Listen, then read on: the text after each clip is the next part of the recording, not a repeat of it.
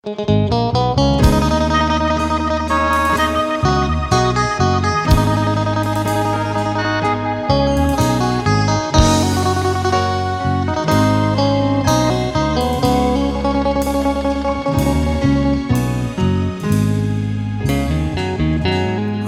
ที่อ้ายหา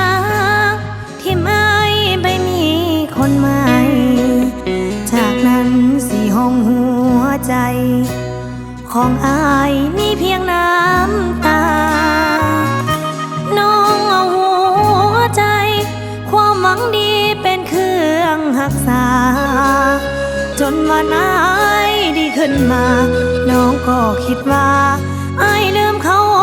ได้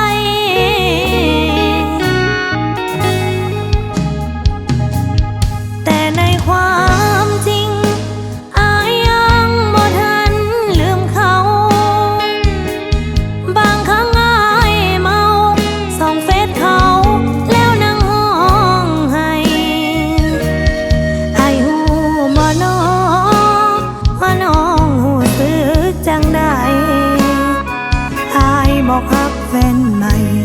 แต่ว่าหัวใจบ่ลืมแฟนเก่า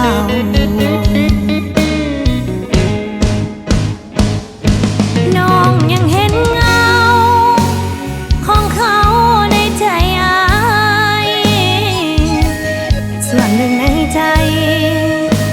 อ้ายยังเก็บไว้หักเขา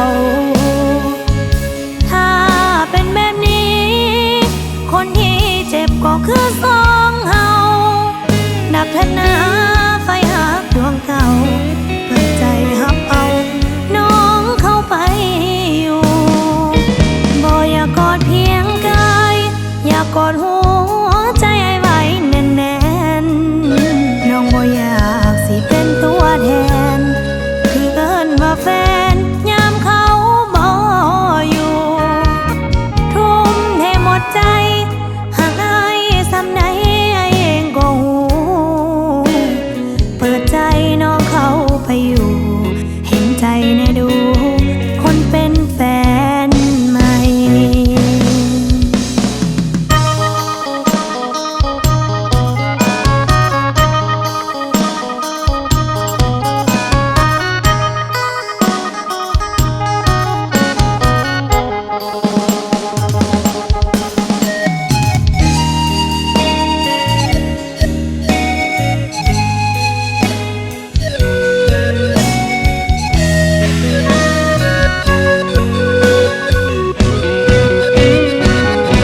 น้องยังเห็นเงา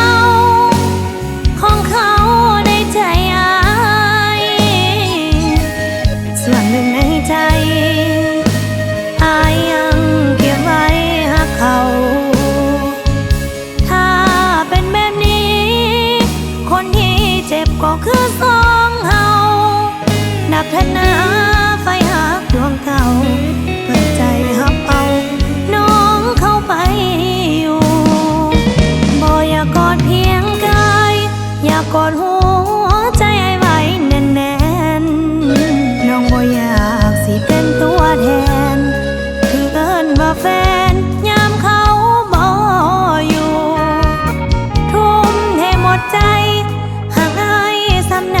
อ้ายเองก็หูเปิดใจน้องเขาไปอยู่เห็นใจแน่ดู